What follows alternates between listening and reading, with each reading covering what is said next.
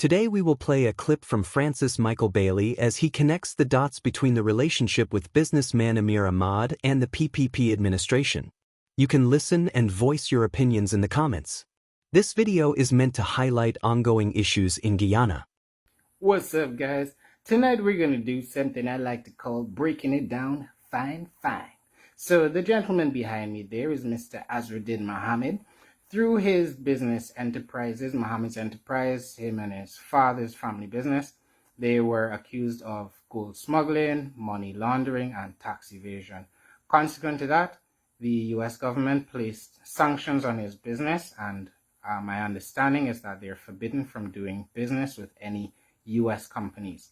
The government have now declared that Muhammad is not allowed to do business in Guyana even. His contracts have been revoked, his quarry license, his mining land licenses not being renewed, all of these things. He's become persona non grata and it seems enemy of the state, right? So people are legitimately asking, the government are publishing things saying he owes millions of dollars in taxes for vehicles, but weren't the same people in the government being transported in Muhammad's vehicles during the 2020 election?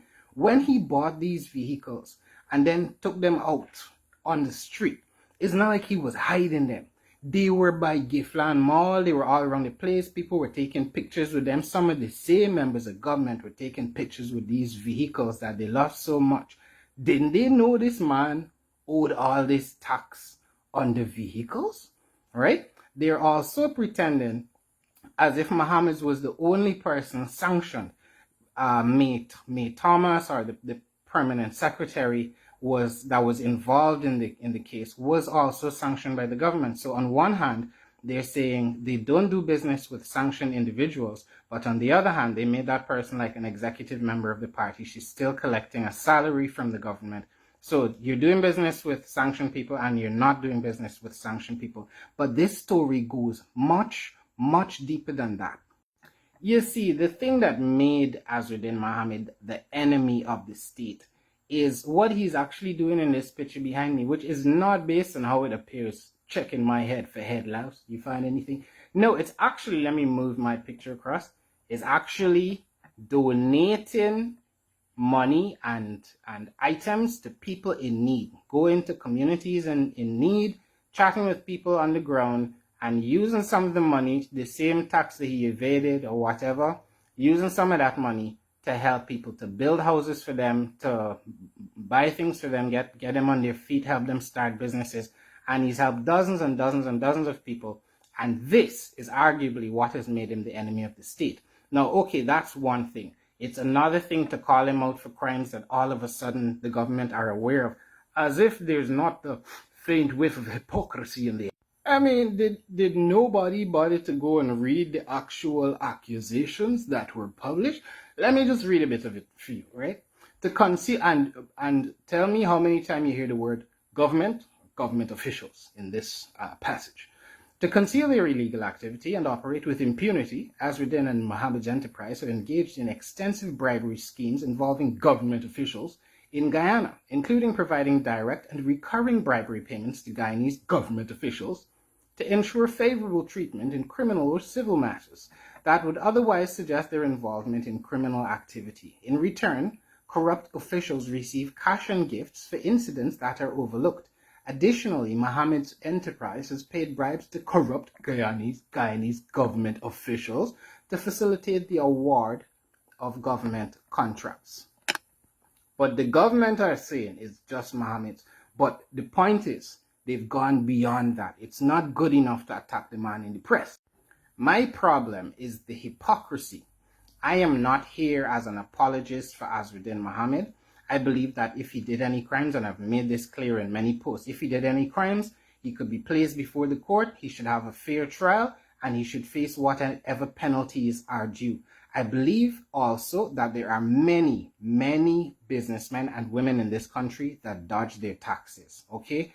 Things should be applied fairly and across the board. Singling somebody out is evidence of political victimization. Singling and targeting this one person because they managed to step out of line and decided they would end this culture of friends and family and favorites and start distributing some of this wealth to the people. That made this person an enemy after the very same government were in bed with the whole family, taking their money and using their vehicles to travel to State House during the election period and travel around the place and Mohammed's security.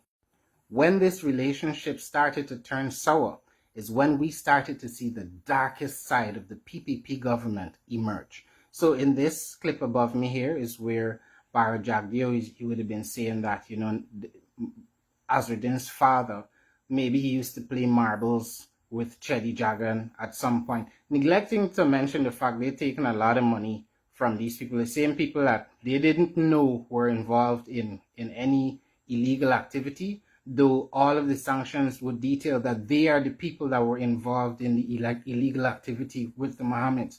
Okay, so it took that format where they start insulting him publicly, and then the supporters of the government, their media operatives, because the government have a propaganda arm so they can keep their hands clean and do their dirty work. They send agents out who they empower with state contracts worth billions of dollars, such as Critic here, who is interviewing a woman that claimed Azruddin Mohammed sexually assaulted her. Now, this woman seems to have totally disappeared after coming online to make these very serious accusations. The police still have not received a report from her. They don't know where she is. A post emerged saying that she is leaving the country. Nobody has been held to account, but it gets even worse than that because it's not just one channel they've chosen to attack this person. This is where it gets bad. Now, you would have recalled if you saw the video that Azruddin's father posted, in which he made his concerns about his son perhaps being the victim of an assassination attempt. He made those concerns known to the public, and many people were quick to dismiss them. Let me build a case for you as to why Azruddin's father is concerned, given his popularity and the fact that so many people are calling for him to run for elections. This is Ameir Ahmad. Here he is with his wife on the far right and the first lady in the middle, because he's the managing director of Sheriff Group of Companies, which includes Sheriff Hospital, the medical center, the Sheriff Security Services. I know there's a Sheriff Meat Center. He's now one of the lead importers of chicken in the country. There's, I don't know, there can be Sheriff Funeral Parlor next. There's a mall coming and hotel. Many projects within the past 5 years, millions of US dollars appeared from nowhere and in the hands of this young man. But there have been swirling questions about money laundering, given that on the far right of this picture here, his uncle, Ed Ahmad, bought the land from the government. That was its own scandal, on which Sheriff Medical Center currently resides in Lenora. Sheriff Medical was supposedly owned by his other brother here, Sharif, and then the general manager of the whole Sheriff Group of Companies is the nephew of Ed and the son of Sharif in the middle down here. Now, I'll tell you something else you didn't know. Guyana Daily News, which is a PPP propaganda page and a page that promotes hate speech on Facebook, was registered by Father Sharif Ahmad in 2015, struck from the register in around 2019, which begs the question how they're able to afford all of the, if they're paying taxes on all of the ad revenue they're generating on that page. Now, Ameir Ahmad is who is controlling Guyana Daily News, and I want to get that out of the way first before we dive into this scandal. Before I get to the screenshots where he's referring to Azruddin Mohammed's disabled daughter as retarded and trying to get an editor to put "my dad is a rapist" on her shirt, before I get to that and how he's trying to set Azruddin up for murder and sexual assault, I need to build you a profile of this man. He has decidedly dug in deep with the government and has benefited from taxpayers' money to the tune of billions of dollars to guard state assets. Though Sheriff tried to distance himself from Uncle Ed, who is a convicted mortgage fraudster in the US, convicted for over $50 million in mortgage fraud, there are many posts on the internet that give evidence to the contrary. So he uses his Guyana Daily News platform to call out other people for being criminals, while a serial criminal is in business with him. Ameir uses his platform to defame critics of the government and to paint them as criminals when he himself is a criminal. In part 2, we'll look at Ameir's criminal background, starting with his fraud for $1.2 million US. What's up, Guyana? This is part 2 of the video where I promise to break it down for you. Fine. What we're breaking down today is the plot by government propagandists to set up critics of the state and threats, persons that the government deemed threats, in this case Azruddin Mohammed, for crimes such as murder and sexual assault.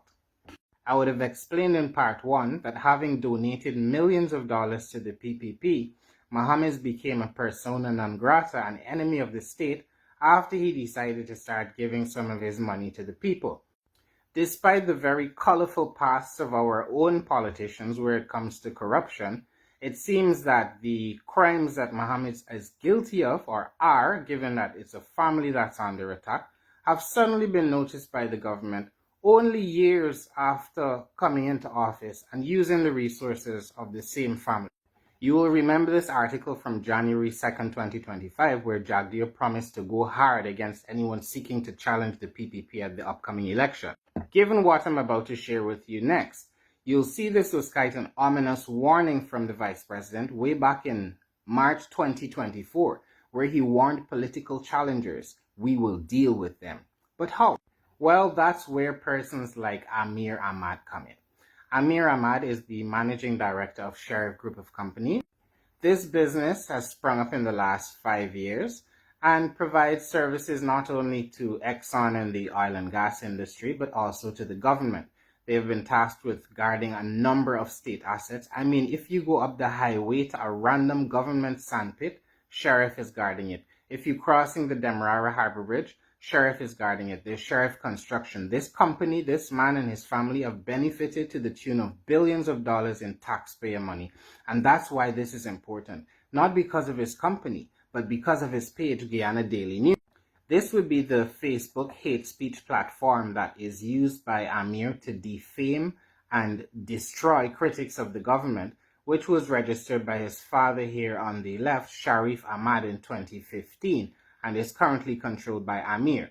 So he spent the day lying, as I told you he would, and saying that he has no connection with Guyana Daily News. So before I get into continuing to establish that he is a genuine, legitimate criminal, let me just cover that so there are no denials and you're not distracted by wondering whether or not Ameir is in control of Guyana Daily News. You have a lot of things to explain, Ameir. And before I get to my own evidence, I'll just share some of the snippets of evidence other people have shared with me that you are the controller and the head poster at Guyana Daily News. Like this clipping here of you inviting somebody to like the page as the page admin. Will you say this is also fake news, Ameir? There was the case of Terence Campbell, Guyanese businessman, who you use your Guyana Daily News platform to say, called you a racist coolie dog. And then you made implications that he was arrested. There seems to have been some collaboration between yourself and the Guyana police force in terms of the surveillance at his house and the use of number plates to contact people to ask them to give evidence and generate stories on Mr. Campbell. This is one of the other posts that was used to defame him. Now, it would surprise you to know that the reason Guyana Daily News started attacking Terence Campbell was because of this post he made on Facebook, where he referenced Ameir Ahmad and Sheriff Group in saying that the business that he used to own, Electronic City, which then became Sheriff General Hospital after he came back from America, that business was constantly owing Terence money. He was running FedEx, and Ameir was paying with bounce checks. So he was going over some of his memories and he even shared some of his emails to show that Ameir was paying with bounce check. You can see another one here, another one here. Ameir was not very good at settling up his debts. And there are accusations from Terence as well that Ameir was trying to get involved in some dodgy stuff that GRE might want to take a look at. And in case you didn't get to see the original message here, please note the check payment received from Ameir for rental bounced this morning. Now, why would Mr. Campbell feel the need to post that information in the first place? it's because of articles like this, which were saying that this 31-year-old, the government did a lot of work to try and legitimize Ameir in the eyes of the public, given that he was now a multi-billionaire in Guyanese dollars. But it said in this article, the 31-year-old lists his net worth at over 250 million US dollars as of 2020. And he's no stranger to hard work. They said this man started off as the son of a bus driver. Down here in this article, it's saying he graduated from New York University. I've seen another article that said he failed to graduate because that's why Rajiv Gandhi gave him an honorary degree the other day. That would be this honorary degree after people started saying he was running a hospital, medical services, he didn't really have any qualifications. He just got a magical honorary degree, one of the universities that's part of this gold scholarship scandal. He can be seen here standing next to the Prime Minister. Now, I started wondering if these claims of Ameir being a dodgy businessman actually held any salt, because there was a lot of attention on his uncle, Ed Ahmad, who is a convicted fraudster in the US, conned people out of 50 million US dollars. To date has paid back a fraction of the money, the little money that they asked him to pay back, a fraction of it. And there were questions as to whether Ameir was involved in this money laundering enterprise and to whether he was a criminal himself. So there are records available online. Ameir paints himself out as an honorable, honest businessman when he is anything but.